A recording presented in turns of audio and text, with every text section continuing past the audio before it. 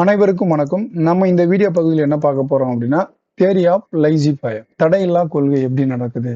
அதனுடைய விளைவுகள் என்ன? அதனுடைய அட்வான்டேஜ் என்ன? டிஸ்அட்வான்டேஜ் என்ன? அதுல கீ பாயிண்ட்ஸ் என்ன? அப்படி இது யார் சொன்னது இந்த வேர்டு அப்படின்னு சொல்லிட்டு நம்ம பார்க்கணும். இது வந்து பார்த்தீங்கன்னா, பிரெஞ்சுல இருந்து அவரோட வின்சென்ட் டி கவர்னி அப்படின்னு சொல்லிட்டு நம்ம பார்க்கணும். அவர் தான் வந்து பார்த்தீங்க அப்படின்னா, இந்த வேர்டை வந்து கொடுத்திருப்பாரு. ஸோ இவர் தான் பாப்புலர் ஆக்கணுது இவர் தான். மோஸ்ட் பாப்புலர் ஆக்கணுது இவர் தான். ஸோ இதுல வந்து பாத்தீங்க அப்படின்னா லைசி ஃபயர் அப்படின்னா மீனிங் என்ன? இந்த வேர்டு வந்து காயின்டு பை ஹிம், காயின்டு பண்ணியிருக்காரு இவர் தான். ஸோ இதுல வந்து லைசி ஃபயர்னா மீனிங் என்ன அப்படின்னா லெட் டூ, லெட் பாஸ், அதை அப்படியே தள்ளி லெட் இட் பி, அதை அப்படியே இருக்க விடு அப்படின்னு அர்த்தம். So let it leave it, அதை விட்டுட்டு ஃப்ரீயா விடு. ஸோ அதுல இருந்து என்னது? தடையில்லா கொள்கை தான் இதுல வந்து தடையில்லா கொள்கைகள், அரசாங்க கொள்கை அப்படின்னு பார்க்கலாம். எதுவுமே ரெஸ்ட்ரிக்ஷனே இருக்கக்கூடாது. அப்படி இல்லைன்னா மினிமம் ரெஸ்ட்ரிக்ஷன், குறைந்தபட்ச தடை மட்டும்தான் இருக்கும் அப்படின்னு சொல்லிட்டு நம்ம பார்க்கணும். ஸோ இதுல வந்து பாத்தீங்க அப்படின்னா ஷிஃப்ட் இன் எக்கனாமிக் திங்கிங்கே வந்து மாறுது அப்படின்னு சொல்லிட்டு பாருங்க. மெர்கன்டைலைஸ் ஸ்பேஸ்ல இருந்து அதாவது ஃபுல்லா வணிக கொள்கையிலேருந்து என்ன பண்றாங்க மாறி அவங்க வந்து என்ன பண்றாங்கன்னா கொஞ்சம் லூஸ் பண்ணி விட்டுறாங்க. ஸோ ஃப்ரீ ட்ரேட் அப்படின்னு எடுத்துக்கலாம். இல்லை அப்படின்னா மினிமம் கண்ட்ரோல், கவர்மெண்ட் வந்து மினிமம் கண்ட்ரோல் வச்சுக்குது அப்படின்னு பார்க்கலாம். ஸோ அது வந்து பார்த்தீங்க அப்படின்னா பிலாசபி வந்து இங்கே வந்து ஸ்ட்ரிக்டாக இருக்கும் பாலிசிலாம். மோஸ்ட்டாக கவர்மெண்ட் வந்து பாலிசி வந்து ஸ்ட்ரிக்ட் பாலிசி. இந்த லைசி ஃபயரில் வந்து பார்த்தீங்க அப்படின்னா உங்களுக்கு வந்து உங்களுக்கு மினிமம் கண்ட்ரோல் அப்படின்னு சொல்லிட்டு நம்ம பார்க்கணும். இது ரெண்டுமே ஃப்ரீ ட்ரேடு, மினிமம் கண்ட்ரோல் அப்படின்னு எடுத்துக்கலாம். ஸோ இதில் வந்து நம்ம என்ன முக்கியமாக தெரிஞ்சுக்க வேண்டியது அப்படின்னா அண்டர்ஸ்டாண்டிங் தான், வேற ஒண்ணுமே கிடையாது. நீங்க பக்கமா படிச்சா கூட 4 வேர்ட்ல படிச்சுட்டு போயிடலாம். இது அண்டர்ஸ்டாண்டிங் தான், வேற ஒண்ணுமே கிடையாது.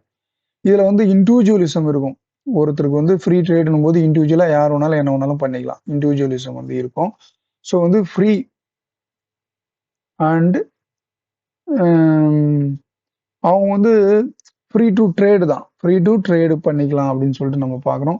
ஸோ வந்து எக்கனாமிக் வந்து அவங்க என்னென்னலாம் பண்ணிக்கலாம். அவங்க வந்து எக்கனாமிக்லாம் இன்ட்ரெஸ்ட், ஒரு தனிப்பட்ட மனிதனுடைய எக்கனாமிக் இன்ட்ரெஸ்ட்,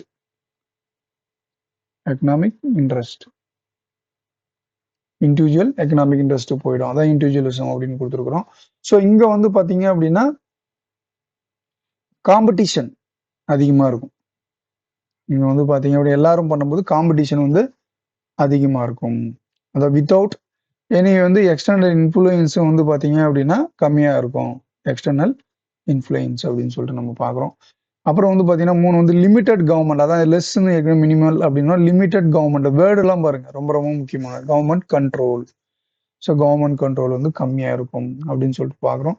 அவங்க வந்து சில ரைட்ஸ் அண்ட் ரூல்ஸ் அண்ட் ரெகுலேஷன்லாம் ஏற்படுத்தி வச்சிருப்பாங்க. அது மினிமம் கண்ட்ரோலில் தான் இருக்கும், வேற ஒன்றும் இல்லை. அது வந்து கவர்மெண்ட் பண்ணுறதுக்கு தான், கண்ட்ரோல் பண்ணுறதுக்கு தான் அப்படின்னு சொல்லிட்டு நம்ம பார்க்குறோம். அடுத்து வந்து பார்த்தீங்க அப்படின்னா ஃப்ரீ ட்ரேடு. சரி, ஃப்ரீ ட்ரேட். ஸோ இதுதான் வந்து கீ பாயிண்ட். இதே தான் வந்து பார்த்தீங்க அப்படின்னா அட்வான்டேஜ் டிஸ்அட்வான்டேஜ்னு சொல்லிட்டு நம்ம வந்து சுற்றி அதே தான் சொல்லுவோம். அட்வான்டேஜஸ் என்னன்னா பெஸ்ட் அலோகேஷன் ஆஃப் ரிசோர்சஸ் வந்து பெஸ்ட்டாக இருக்கும். அடுத்து வந்து பார்த்தீங்கன்னா ஃப்ரீயாக வர்றதால இன்னோவேஷன் வந்து பார்த்தீங்க அப்படின்னா அதிகமாக இருக்கும், நிறைய கண்டுபிடிப்புகள். 3 வந்து பார்த்தீங்கன்னா அப்படின்னா எக்கனாமிக் growth வந்து பார்த்தீங்க அப்படின்னா அதிகமாக இருக்கும் அப்படின்னு சொல்லிட்டு நம்ம பார்க்குறோம். அடுத்து வந்து பார்த்தீங்க அப்படின்னா ஸோ ட்ரேடு வந்து நிறைய நடக்கும். ரெட் டேபிஸை வந்து ரெடியூஸ் பண்ணும். ரெட் டேபிஸ்னா என்னங்க முக்கியமானதுங்க இதில். ரெட் டேப்னா வந்து நம்ம பியூரோக்ராட்டிக் சிஸ்டம், இந்த அரசாங்க முறையில் இருக்கின்ற அதிகாரிகளுடைய முறையில் வந்து லைசன்ஸ் ராஜ்ன்றதுல வந்து ரொம்ப கஷ்டமா இருக்கும். அதெல்லாம் எளிமைப்படுத்தி விடுகிறது அப்படின்னு சொல்லிட்டு நம்ம பார்க்குறோம். அடுத்து வந்து பார்த்தீங்கன்னா ஃப்ரீடம் இருக்கும். இதில் பொதுவாக ஃப்ரீடம் இருக்கும். ஸோ வந்து நம்ம வெல்த் கிரியேஷன் நிறைய நடக்கும் அப்படின்னு சொல்லிட்டு பார்க்குறோம். ப்ராப்பர்ட்டி ரைட்ஸ் இருக்கும். ப்ராப்பர்ட்டிலாம் எல்லாம் வாங்கிக்கலாம். ஸோ அவங்க வந்து ஃப்ரீயா இருக்கும்போது அது எல்லாமே வாங்கிக்கலாம் அப்படின்னு சொல்லிட்டு ஒரு ப்ராப்பர்ட்டி ரைட்ஸ், அது ரொம்ப முக்கியமானது. ஸோ அடுத்து வந்து பார்த்தீங்கன்னா இந்த ஃப்ரீ ட்ரேட்ல டிஸ்அட்வான்டேஜஸ் என்ன? இது ரொம்ப ரொம்ப முக்கியமான லாஸ்ட் எக்ஸாம்ல கேட்டது மோனோபோலி. மோனோபோலிங்க எல்லாம் வந்து பார்த்தீங்க அப்படின்னா ஆலியோபோலிஸ். ஸோ இதுல வந்து பாத்தீங்க அப்படின்னா மோனோபோலினா ஒருத்தரே ஒன் கண்ட்ரோல் ஆகிறதுக்கு வாய்ப்புகள். இப்போ ரிலையன்ஸ் டாமினேஷன் வருது பார்த்தீங்கன்னா எக்ஸாம்பிளுக்கு. அடுத்து வந்து எக்கனாமிக் இன்இக்வாலிட்டிஸ் வந்துடும். யார் வேணாலும் என்ன வேணாலும் பண்ணீங்கன்னா பணம் அதிகமாகிறவங்க எல்லா வேலையும் பண்ணிப்பான். Economic inequalities. ஒர்க்கர் வந்து எக்ஸ்பிளாய்டேஷன் பண்ணப்படுவார்கள். ஒர்க்கர் எக்ஸ்பிளாய்டேஷன் வந்து நடக்கும், சுரண்டப்படுவார்கள் அப்படின்னு சொல்லிட்டு நம்ம பார்க்குறோம். அடுத்து வந்து பார்த்தோம் அப்படின்னா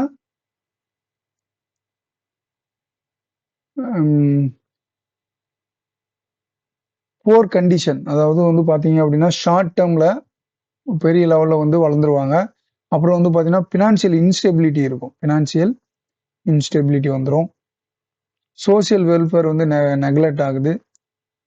சோசியல் வெல்ஃபேர் வந்து நெக்லெக்டட். ஸோ இந்த மாதிரி வந்து பார்த்தோம் அப்படின்னா சில டிஸ்அட்வான்டேஜஸும் நிறைய இருக்குன்னு பார்க்குறோம். நம்ம லேசி பாயில் வந்து நிறைய அட்வான்டேஜ் இருந்தாலும் டிஸ்அட்வான்டேஜும் நிறைய இருக்கு அப்படின்னு சொல்றோம். அப்புறம் வந்து புவர் கன்சியூமர் ப்ரொடக்ஷன். அடுத்து வந்து பாத்தீங்கன்னா பப்ளிக் குட்ஸ் இருக்கு இல்லைங்களா, அரசாங்கம் விற்கிது இல்ல, பப்ளிக் ப்ரொவிஷன்ஸ் குட்ஸ், அது வந்து பாத்தீங்கன்னா பாதிக்கப்படுகிறது அப்படின்னு சொல்லிட்டு நம்ம பார்க்கறோம். நிறைய பாதிக்கப்படுகிறது அப்படிதுன்னு பார்க்குறோம். இதுதாங்க.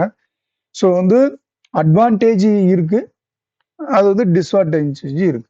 ஸோ வேற ஒன்றும் கிடையாது. இது கேபிட்டலிஸ்ட்ங்க, பியூர்லா கேபிட்டலிஸ்ட் கண்ட்ரீஸ்ல தான் இருக்கும். யூஎஸ், நம்ம இந்தியாவிலையும் வந்து பார்த்தீங்க அப்படின்னா நிறைய இருக்கு. அதாவது 1991க்கு அப்புறம் இந்த மாதிரி ரீஃபார்ம்லாம் பண்ணதுக்கு அப்புறம் பார்த்தீங்க அப்படின்னா இந்த மாதிரி வந்துடுச்சு அப்படின்னு சொல்லிட்டு நம்ம பார்க்குறோம். ஸோ வேற ஒன்றும் இல்லை.